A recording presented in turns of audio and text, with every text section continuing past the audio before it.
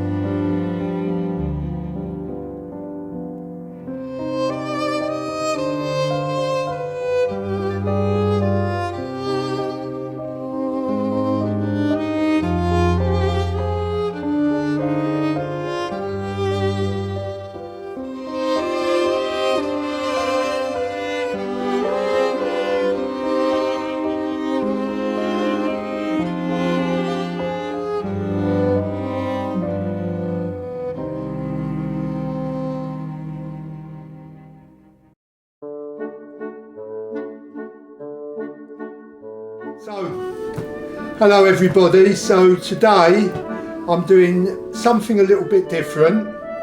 Instead of having a lady, I've got a gentleman. And as you can see, it's very dapper. Not much different.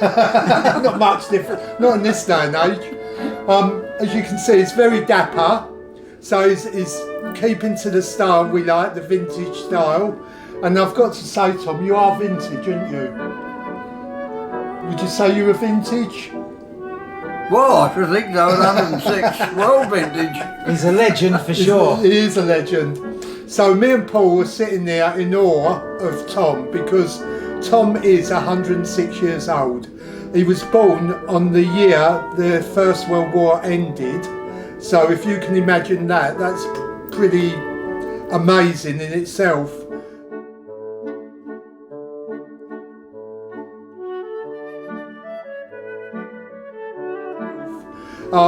And this man's got a lot of stories to tell us. So what I'm going to do is we're going to do the stories and I'm going to break the stories down because I'm sure that in 106 years we wouldn't have the time to do all the stories. So what I'm going to do is I'm going to break them down by decades.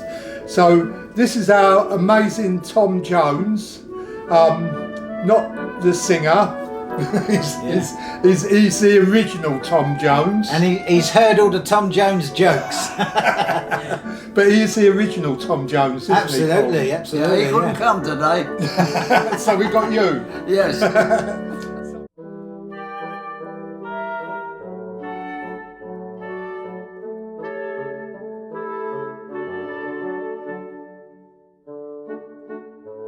The first thing that I would like to know, Tom, is what is it like to be 106?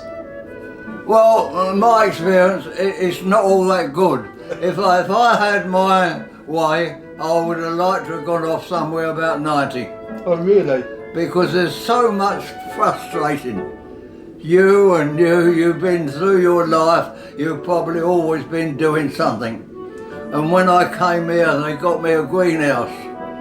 And now, what with arthritis, and I've got that thing, it's so frustrating that you've got to sit there, half the day. That's wrong about it. You can't live forever. This is the trouble. But the thing is, Tom, look, you're going on film. You're going to be the next sex symbol. Yes.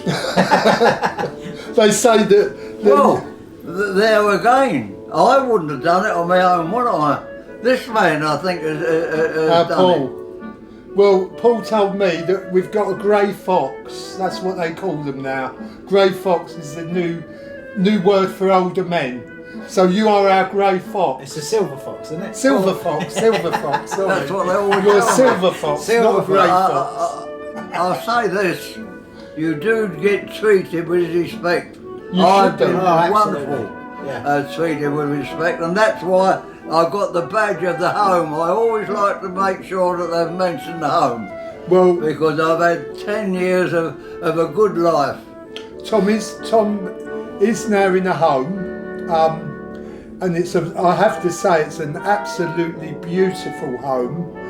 It's like a hotel. It's absolutely lovely. At the moment, we're sitting in the library, which is fantastic. You're in Bexley, aren't you, Tom? Yes, Bexley is Bexley is, yeah. And what's the home called? What's the name of the home? Groveland Park. Groveland Park. So Yeah. it's the Groveland Park home that Tom's in. And as I say, I've been to quite a few homes, and this one's exceptional. And the staff. Well, you know what you're talking about, don't Yeah, you? Because I've you've not been lived to in the them yet. homes. Yeah. I've not lived in them yet. No. But I've got to say, the staff in this home are absolutely lovely. They're really, really friendly. They're very, very nice. Now, Tom, what I want to know, how far back can we go in your memories? So what's the earliest Well, I can memory? remember a bit of the war. I can remember working at Fraser and Chalmers, getting up every morning and going to work. Can you remember your childhood? Yes, I can remember a childhood because of my dad, who I respect, and my sister, who was an old-time nurse. Right. And I think she taught me so much, especially manners. When we went out, I remember, I think I got some photos somewhere, I was in shorts. If we went along and she said, "Hello, Mr. How are you?" When we got by, she said, "You never spoke to that woman."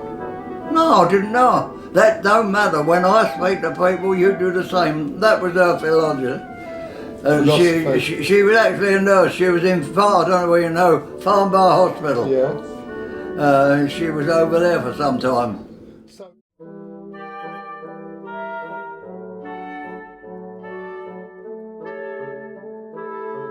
So when you was a child, you wasn't allowed to answer your parents back, was you? Oh no, my dad. I mean, he didn't have a whip or anything like that, but he was very strict. So you knew that if you was cheeky to your dad, you'd get a clout. Definitely. You'd get a clout. Yeah. And it hasn't harmed you, has it? Not at all. It's done me the water good. Yeah. And what about even when you was out playing and you got up to mischief? If a neighbour saw you and they come and told your mother, you'd get in trouble for that, wouldn't you? Definitely.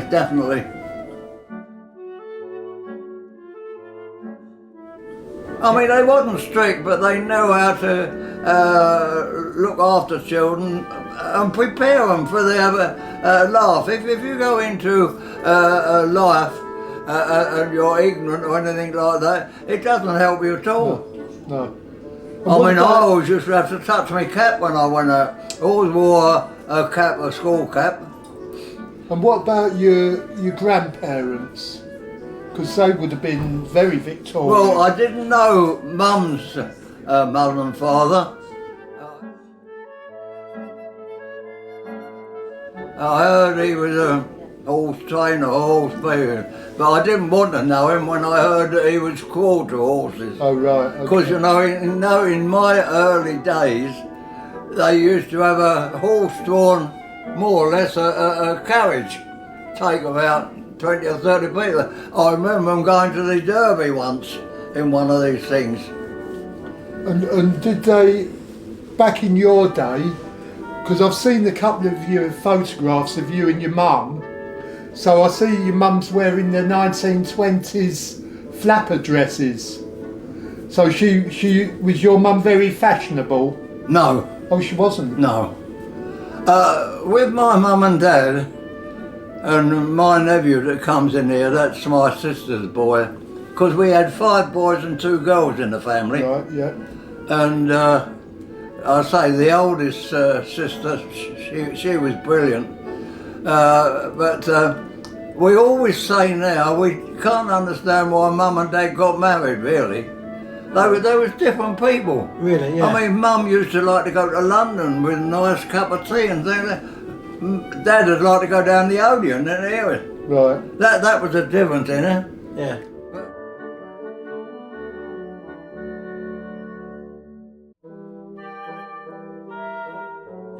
But my dad, he was a wonderful man to have working at.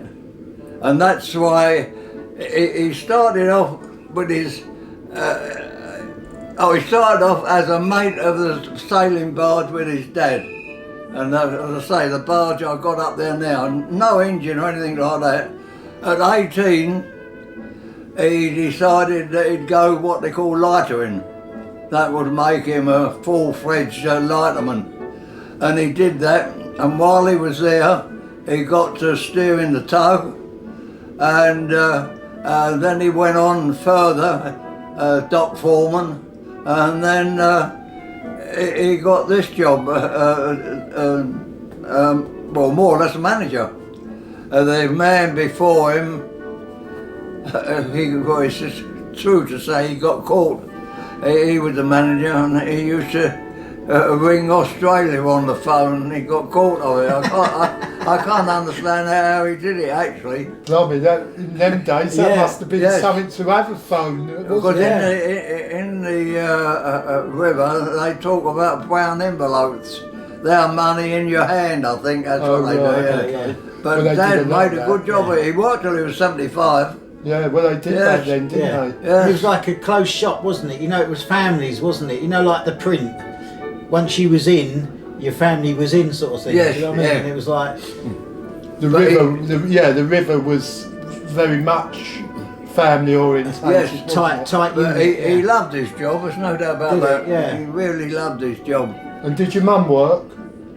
No, she packed up when she was, I think when they got married, as far as I can remember. So she was a housewife. Yes, yeah. And so, would you say that when you was a child, did you live in a house?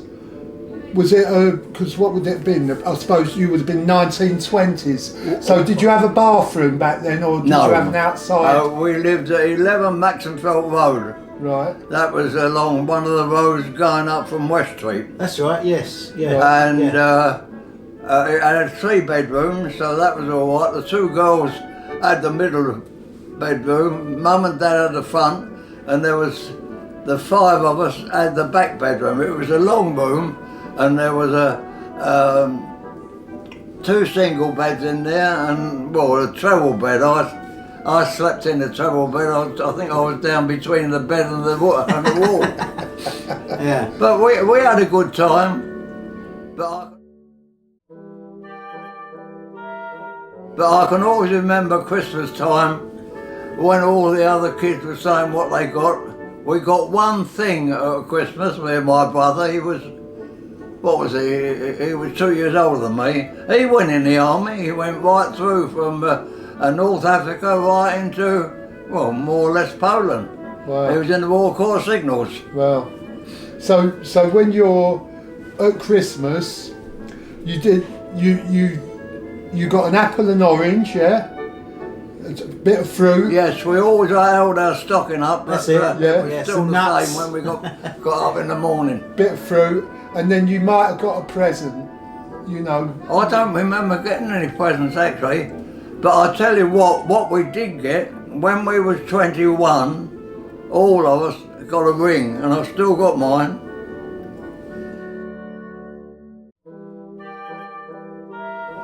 And that was Yes. your 21st birthday. That was his 21st birthday. All right. We went to Woolwich, and I think it was Bert's was the shop we went to, and I remember it cost £3.50, old money. And that was the ring. That was the ring, yeah. So One of them lost theirs. and I suppose back in them days, your mum had to save up for that. Oh, definitely. So that was a But special. if I can remember, my mum and dad always seemed to have money, but when I look back, her father was a dealer, and I think that he had money. I never met him or mother, and I just wonder whether he used to give them something.